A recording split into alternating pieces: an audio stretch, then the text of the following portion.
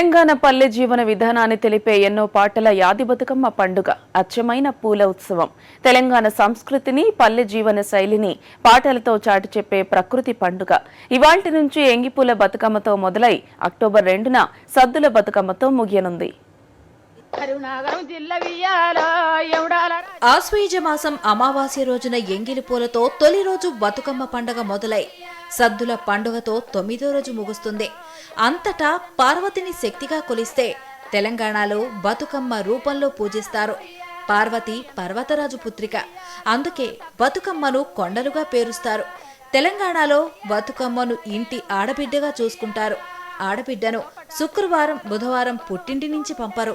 అందుకే సద్దుల బతుకమ్మను శుక్రవారం, బుధవారం జరపరు.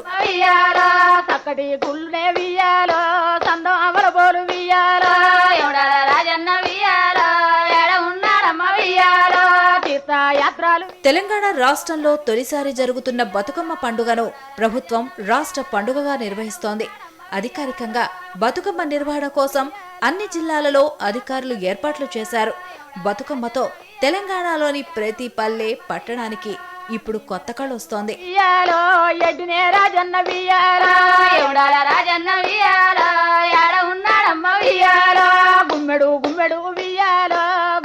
సాంస్కృతిక అస్తిత్వం నిలుపుకునే క్రమంలో తెలంగాణకే ప్రత్యేకమైంది బతుకమ్మ పండుగ.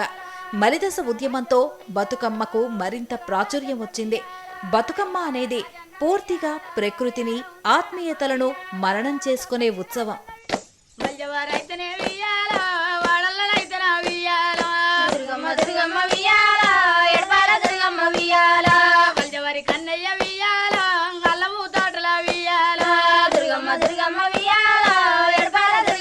రాష్ట్రంలో బతుకమ్మ, దసరా పండుగలకు ప్రతి ఏటా 15 రోజులు సెలవులు ఇవ్వాలని, సంక్రాంతి సెలవులను 2 రోజులకు కుదించాలని సీఎం కేసీఆర్ స్పష్టం చేశారు.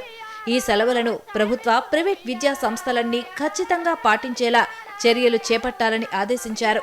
అణచివేతకు గురైన తెలంగాణ సంస్కృతి పునరుజ్జీవానికి బతుకమ్మ పండుగ నాంది పలకాలని సీఎం ఆకాంక్షించారు. రాష్ట్ర ప్రభుత్వ ఉద్యోగులకు దసరా కానుకగా 5.992% కరువు భత్యం మంజూరు చేస్తామని ముఖ్యమంత్రి కె. చంద్రశేఖరరావు హామీ ఇచ్చినట్లు ఉద్యోగ సంఘాలు వెల్లడించాయి. జనరల్ డెస్క్, సాక్షి న్యూస్.